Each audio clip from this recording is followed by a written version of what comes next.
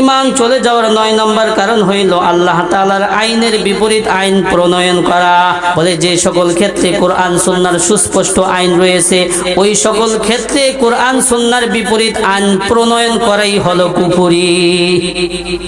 দাড়ি রাখা কি ওয়াজিব? দাড়ি রাখা কি ওয়াজিব। যদি কোনো রাষ্ট্রপ্রধান আইন করে, যারা সরকারি কর্মকর্তা আছে বিশেষ করে সৈনিক পদে যারা আছে দাড়ি রাখতে পারবে না, এটা কুফরি আইন। কি আইন?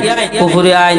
যদি কোনো রাষ্ট্রপ্রধান আইন করে যে যারা সরকারি কর্মকর্তা বিশেষ করে যারা সৈনিক পদে আছে তারা নামাজ পড়তে পারবে না, এটা কুফরি আইন। এটা কি? কুফরি আইন। যদি কোনো রাষ্ট্রপ্রধান মদের লাইসেন্স দিয়ে দেয়, এটা কি? কুফরি আইন। কুফরি আইন। এই জন্য ইসলামী ক্ষমতা দরকার আছে কিনা? আছে। আল্লাহ পাক রব্বুল আলামিন বলেন ওয়ামান লাম ইয়াহকুম বিমা আনজালাল্লাহু ফাউলাইকা হুমুল কাফিরুন। সূরা মায়েদা আয়াত নম্বর 44। আল্লাহ পাক রব্বুল আলামিন বলেন ওয়ামান লাম ইয়াহকুম বিমা আনজালাল্লাহু ফাউলাইকা হুমুল কাফিরুন। যারা আল্লাহ তাআলার নাজিলকৃত আইন অনুযায়ী বিচার করে না, আইন প্রণয়ন করে না, তারা কাফের। আল্লাহ পাক রব্বুল আলামিন সূরাতুল মায়েদার 45 নম্বর আয়াতে বলেন ওয়ামান লাম ইয়াহকুম বিমা আনজালাল্লাহু ফাউলাইকা হুমুজ জালিমুন। যারা আল্লাহ তাআলার নাজিলকৃত আইন অনুযায়ী ফয়সালা করে না, আইন প্রণয়ন করে না, তারা জালেম। চিন্তা করছেন?